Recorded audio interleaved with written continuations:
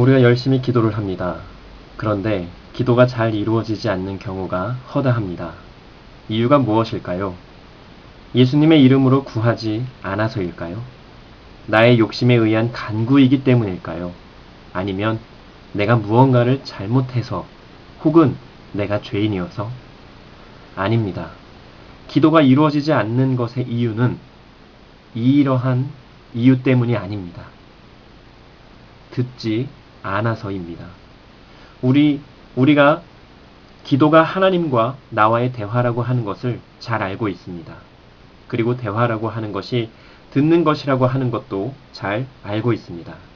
몰랐다면 이제부터 알면 됩니다.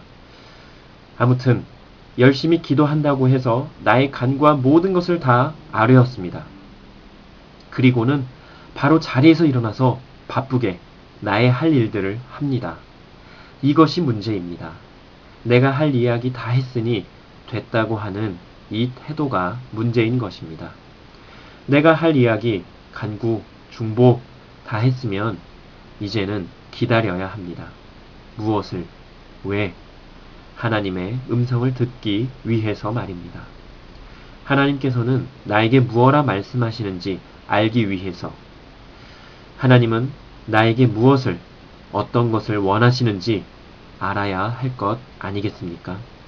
그리고 내가 간구하고 중보한 기도에 무엇라고 말씀하시는지도 들어야 하지 않겠습니까? 그런데 우리는 듣지 않습니다. 예를 들어서 두 갈래 길이 있어서 어디로 갈까요?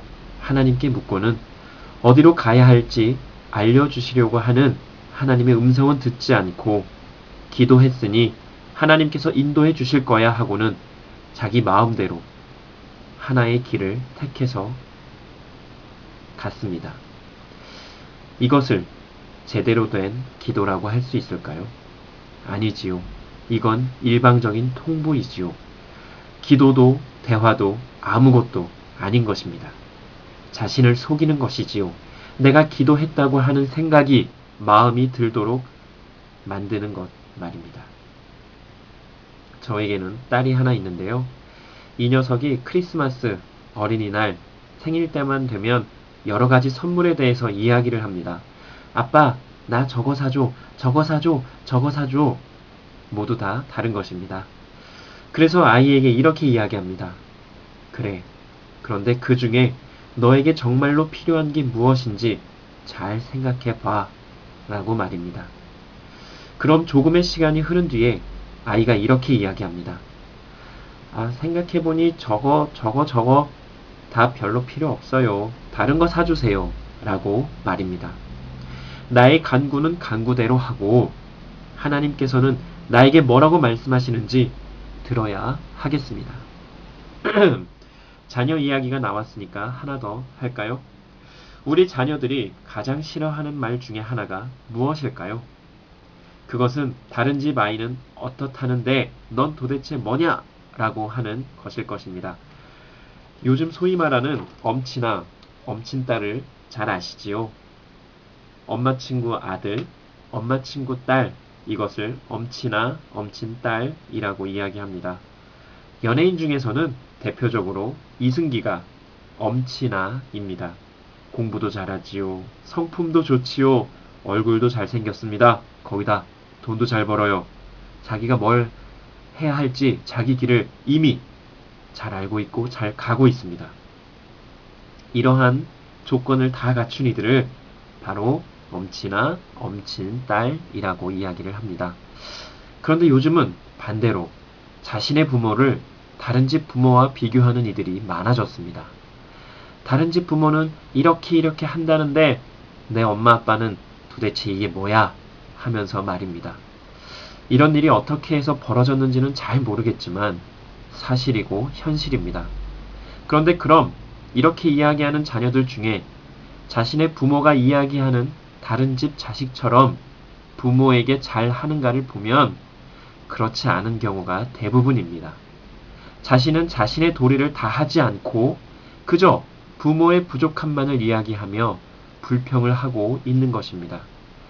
이렇게 하는 것이 제 정신인지는 모르겠지만 많은 자녀들이 이렇게 하고 있는 것이 요즘의 현실입니다. 부모님이 자신의 성에 차지 않을 수 있습니다.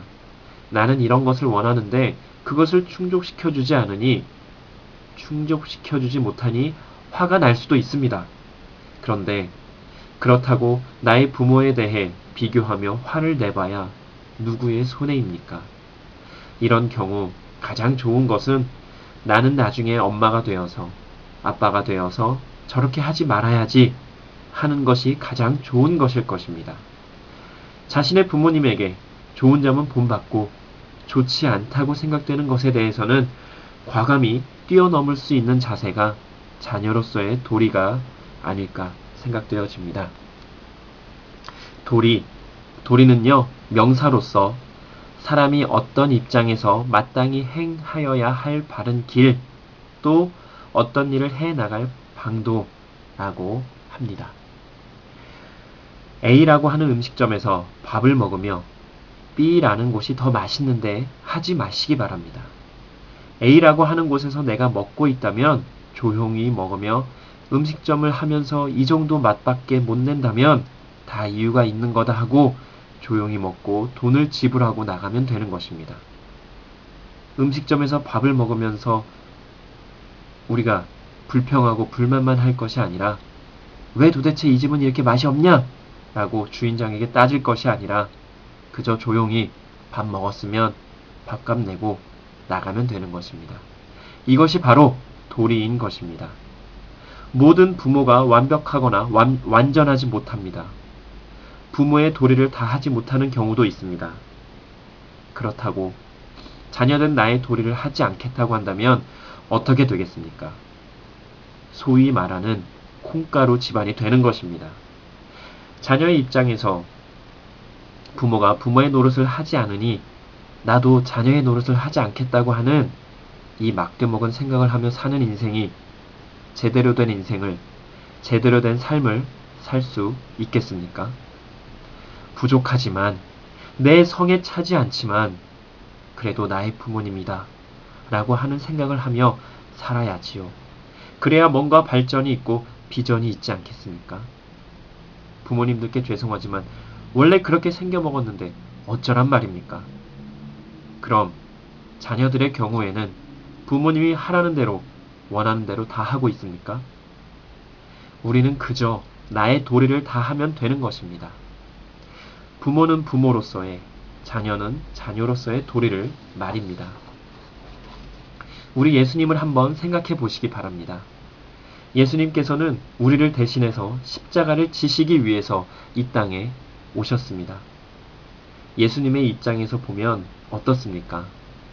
십자가 지실만 하셨을까요? No! 절대 아닐 것입니다.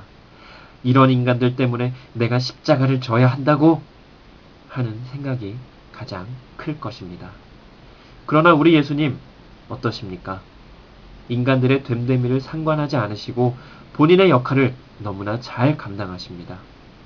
하나님께서 원하시는 바를 그대로 이행하십니다. 예수님은 그것이 자신의 도리라고 생각했기 때문에 그렇게 하신 것입니다. 우리 중에 예수님처럼 철저하게 혹은 처절하게 하나님께 간구해 보신 분 있으십니까? 예수님은 십자가 지시기 전에 땀이 핏방울이 되도록 하나님께 간구하셨습니다. 이 잔을 내게서 옮겨 달라고 말입니다. 그러나 하나님의 뜻이라면 그대로 감당하겠습니다. 라고 말입니다. 누가복음 22장 42절로 44절의 말씀입니다. 이르시되 아버지여 만일 아버지의 뜻이거든 이 잔을 내게서 옮기시옵소서. 그러나 내 원대로 마시옵고 아버지의 원대로 되기를 원하나이다 하시니 천사가 하늘로부터 예수께 나타나 힘을 더하더라. 예수께서 힘쓰고 애써 더욱 간절히 기도하시니 땀이 땅에 떨어지는 핏방울같이 되더라. 우리의 간절한 기도에 예수님을 도왔던 것처럼 천사가 돕는 일이 있기를 원합니다. 자신을 한번 살펴보시기 바랍니다. 내가 과연 이렇게 간절히 기도했던 적은 언제였는가를 말입니다. 그리고 간절한 간구 후에 하나님의 음성을 듣고자 침묵하며 조용히 기다린 적은 언제였는지 말입니다. 사랑하는 여러분, 내 부모가 내 성에 차지 않으십니까? 내 자녀가 내 성에 차지 않으십니까? 지금 내가 부모의 위치에 있다면 내가 자녀이면서 부모라고 하는 것을 잊어서는 안 될 것입니다. 지금 내가 자녀의 위치에 있다면 내가 자녀이면서 얼마 후에 부모가 될 것이라는 것을 잊어서는 안 될 것입니다. 지금 내가 부모라면 내가 자녀였을 때 나의 부모로부터 이러한 것들을 원했었는데 했던 것들을 지금의 나의 자녀들에게 하시기 바랍니다. 바라고 원했던 좋았던 것들을 말입니다. 지금 내가 자녀라면 부모님이 원하시는 대로 한번 해보시기 바랍니다. 사실 부모님이 원하시는 것들은 별것 아닙니다. 아침에 일찍 일어나는 것, 밥 먹으라고 부를 때 얼른 와서 밥 먹는 것, 공부하라고 할 때 공부를 하지 않아도 공부하는 척이라도 하는 것, 이러한 것 등의 너무나도 쉬운 것들만 부모님이 나에게 원하신다는 것을 자녀된 우리는 알아야 합니다. 이렇게 하는 것이 바로 도리입니다. 우리 예수님께서는 하나님을 믿는 사람들이 어떻게 해야 하는지를 몸소 보여주셨습니다. 그렇게 하지 않으셔도 되는 예수님께서는 직접 우리에게 보여주셨다는 말입니다. 왜 그렇게 하셨을까요? 우리를 사랑하셔서, 우리를 사랑하시기에 기꺼이 십자가를 져 주신 것입니다. 그리고 하나님의 뜻에 순종하신 것입니다. 이제는 우리의 차례입니다. 하나님께 열심히 기도하시기 바랍니다. 그리고 들으시기 바랍니다. 그것이 바로 그리스도인의 도리입니다. 우리 이 시간에 함께 찬양하기 원합니다. 우리 보좌 앞에 모였네. 함께 찬양하시겠습니다.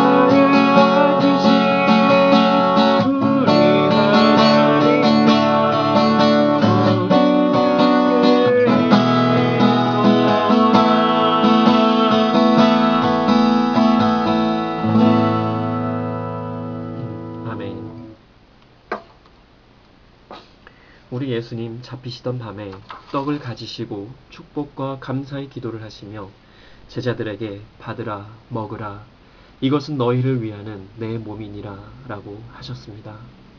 그리고 잔을 드시며 감사기도 하시고 이것은 너희를 위하여 흘리는 나의 피, 곧 언약의 피니라 라고 하셨습니다. 이제 우리는 예수님께서 제자들과 나누셨던 것처럼 우리도 함께 나누고자 합니다. 예수님께서는 나를 위해, 우리를 위해 자기 자신을 내어주셨습니다. 우리도 예수님께서 하신 것처럼 하나님께서 원하신다면 하나님께서 원하시는 대로 우리 자신을 내어주는 삶을 살 수 있어야겠습니다. 이 시간 함께 기도하겠습니다. 이 시간 기도하실 때에 조용히 내가 하나님의 사람으로서 앞으로 어떻게 살아가기를 원하시는지 하나님께 묻고 하나님께서 원하시는 대로 살아가겠다고 하는 결단의 기도를 하시겠습니다. 함께 기도하시겠습니다.